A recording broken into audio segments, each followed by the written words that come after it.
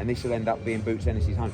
Hey Eddie, real quick, I know you probably spoke on this many times, but I know Ryan has claimed that he wants to get his B sample. I know that they said that he didn't fail for 2 substances. He still failed for Austrian in his A sample. Just what's your whole thoughts on this whole situation? I mean, I get a lot of hate. I read my DMs the other day on Instagram. There's a lot of Ryan Garcia fans. Stop doing this to Ryan.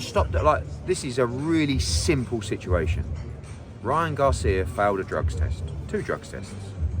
When he entered the ring that night against Devin Haney, he had performance-enhancing drugs in his system. Now, I've seen the stuff about the levels. I think it was reported 60 times the level of what you're allowed. It's quite a lot, and you could talk about it's only point this and point that. Guys, come on, right? Now, what I've said before, and I've said it again, to Ryan Garcia, to all the Ryan Garcia fans around the world, I really hope he's innocent. I even give him the benefit of the doubt, right? I like innocent until proven guilty. But we have to deal with the reality, which is this. Whatever happened, whether he cheated or whether he was unlucky, he had performance-enhancing drugs in his system when he boxed Devin Haney, okay? Unlucky or not, that's fact.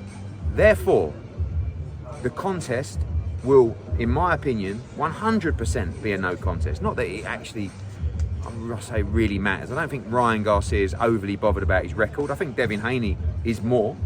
But all I'm saying is, right now, if you're Devin Haney and you're thinking to yourself, oh my God, I went 12 rounds in a war with that guy who came in 3.5 pounds over, who was God knows how many pounds heavier than me on fight night, and on top of that, he had performance-enhancing drugs in his system. You can imagine how Devin Haney's feeling right now. So I don't get any of this, come on, God. I mean, look, like, you got the Conor Benn situation. I've been in it, I'm still in it. We're still having hearings about it. It's 2 years on, right? And by the way, and I'll talk further about this in time, but what was found in Conor Benn's system was much less than what was found in Ryan Garcia's system, right? And I fully believe Conor Benn, right? I've been through various hearings with him, and Ryan's got to go through all these hearings. Like I say, I give him the benefit of the doubt. But what we can't do is just ignore the reality, which is he had performance-enhancing drugs in his system in the fight. And I'll tell you one other thing that I listened to Gervonta Davis. It is so painful listening to this guy who knows absolutely nothing, right? And he's like, I don't know if you saw the clip. He's like, yeah, what I want to know is, like, how comes they let him fight if he had it in his system? It's like, the test's on Friday and Saturday. Yeah, but why didn't they get it back within 3 days? In no VADA testing, in the history of VADA testing, has any result come back in 3 days. It takes anywhere between like 10 days, absolute minimum, and sometimes up to 28 days to get a result back. In fact, funnily enough, when that result came back, we also received a result from Joe Cordina, a negative result, on the same day of testing, the same day that other test came through on April 20, right? So there's nothing untoward about the period of testing. One of the things that people keep talking about, and they do have a point, this whole, what is the point in testing on Friday and Saturday if you're not going to get the results back in time and you allow someone to enter the ring?